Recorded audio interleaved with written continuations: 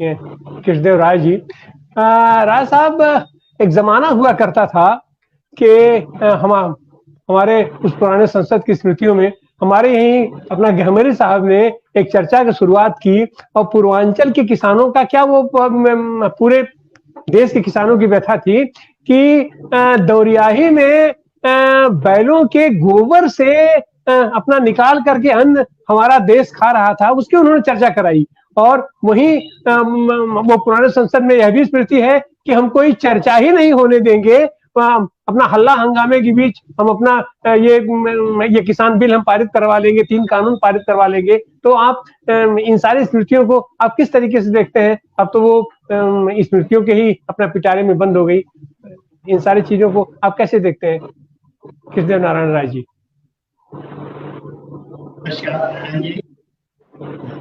राज साहब बोल रही है, मेरी आवाज मिल रही है? आ रही है आनंद जी। हाँ जी, बोलिए, आ रही है आवाज। आपने संसद भवन की एक घटना का जिक्र किया जब विश्वनाथ सिंह गहमरी ने पूर्वांचल की गरीबी पर अपनी बात उठाई थी, और उन्होंने कहा था कि हमारे देश के किसानों और गांव के लोगों की जो है खेतिहर मजदूरों की इतनी बदतर स्थिति है कि वो गोबरैला से गेहूं बीन करके उसको सुखा करके पिसवा करके उसकी रोटी बनाते हैं और खाते हैं।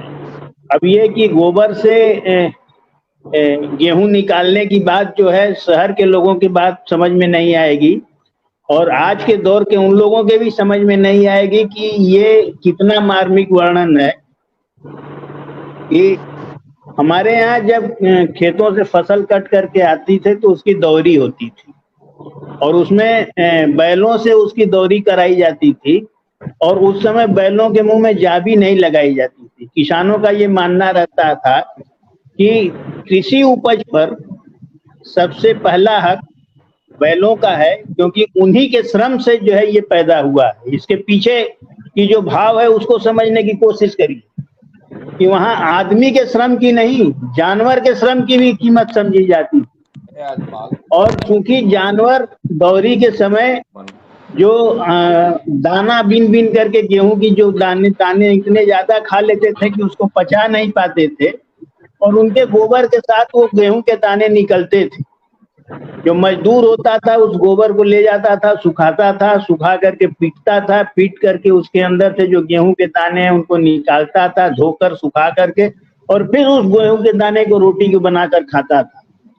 और इस घटना का पूरा मार्मिक वर्णन गहमरी साहब ने भारतीय इसी संसद भवन में किया था, जो कि जिसको लेकर के बहुत बहस हुई, और उसके बाद जो है एक पूरी कमेटी बैठाई गई थी पूर्वांचल की गरीबी के बारे में।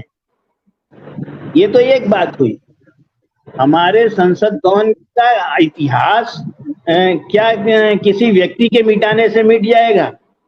कोई भी पर्यटक जो है, जो बाहर के लोग जो है संसद भवन को देखने जाते हैं, हमारे बीच में तो पूर्व सांसद भी हैं, तो वहां पर संसद भवन के अंदर भगत सिंह द्वारा फेंके गए बम का निशान अब भी मौजूद है, और बाकायदे वो दिखाया जाता है कि देखिए यहीं पर भगत सिंह ने बम फेंका था। ऐसा नहीं है कि संसद भवन में कोई डेवलपमेंट नहीं हुआ है।